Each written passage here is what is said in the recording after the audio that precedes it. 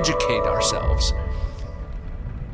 The term occupied that is used all the time, the occupied territories, is actually an inaccurate term. You hear it all the time. And the reason that it's inaccurate is that legally, in order for a piece of territory to be occupied, what that usually refers to is, two nations go to war.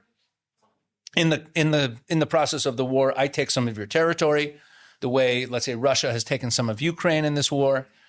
And according to international law, ever since World War II, the Geneva Conventions, you're kind of not allowed to take territory anymore, which is, I think, a problem. I think it's why why wars go on longer and don't solve anything, but that's a separate topic.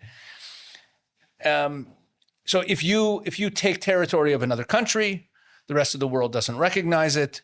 You are an occupier because there's a previous owner. You're occupying their territory. And then there's all sorts of rules that apply, that you're not allowed to move your population in there is one of the rules. So that's how people understand this. And that's why they always call it occupied Palestinian territory. The problem here is that there never was a nation called Palestine. There was never any such country. There was no such sovereign entity at any point in history.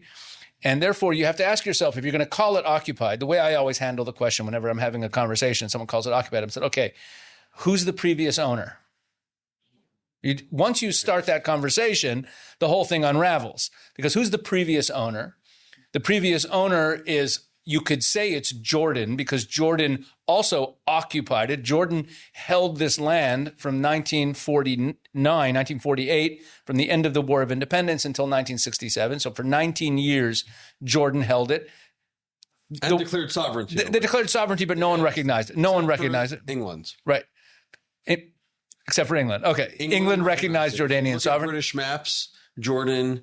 They recognize it. Okay. Correct. No slotted lines. But it's immaterial now, because Jordan has actually rescinded all claim to that territory. They did that in 1995 when they signed a peace deal with Israel. So Jordan isn't the previous owner. Who owned it before Jordan? Well, there was the British mandate. That was a mandate by the League of Nations for the British to do something with this land, to create a Jewish homeland or two-state. Back then, the partition plan, the original two-state solution, which the Arabs rejected. But they weren't the owners. They weren't sovereign. They just had a mandate of the League of Nations to govern it. Okay, who had it before them? The Ottoman Empire. The Ottoman Empire doesn't exist anymore. The Ottoman Empire existed. And if you want to go back before the Ottoman Empire, you're going back to the 16th century. You want to go back before them? In other words, once you start the conversation of who did Israel take it from, whose land are they occupying, who's the sovereign? It's not like Russia invades Ukraine, they're holding Ukrainian territory. It's very easy to answer the question. Whose land are they occupying? Ukraine. Whose land is Israel occupying? Nobody. So the correct term, and this is honestly a correct term, maybe our side wouldn't even like this term as much, but honestly, it's disputed territory. That is correct.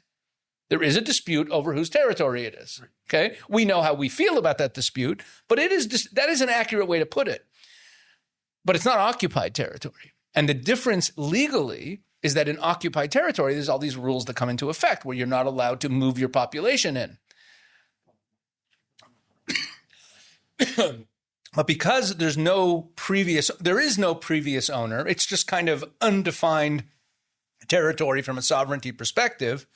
It's as legal to build a Jewish settlement as it is to build an Arab settlement. Right. That's the point. In any event, the world is up in arms. They're freaking out. And in all of their statements, they've said openly that